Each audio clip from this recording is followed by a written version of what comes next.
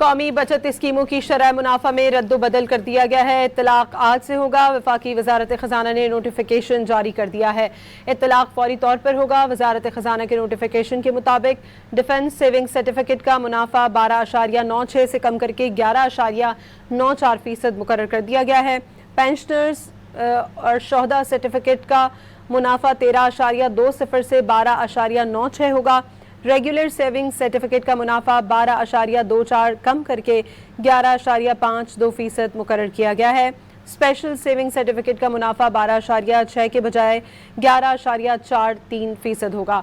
Saving certificate کا منافع 10% پر برقرار رکھا گیا ہے۔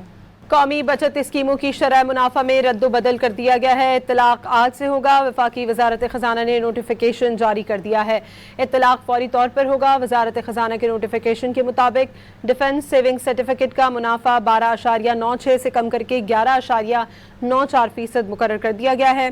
پینشنرز اور شہداء سرٹیفکیٹ کا منافع 13.20 سے 12.96 ہوگا۔ ریگولر سیونگ سرٹیفکیٹ کا منافع 12.24 کم کر کے 11.52% مقرر کیا گیا ہے۔ اسپیشل سیونگ سرٹیفکیٹ کا منافع 12.6 کے بجائے 11.43% ہوگا۔ سیونگ سرٹیفکیٹ کا منافع 10% پر برقرار رکھا گیا ہے۔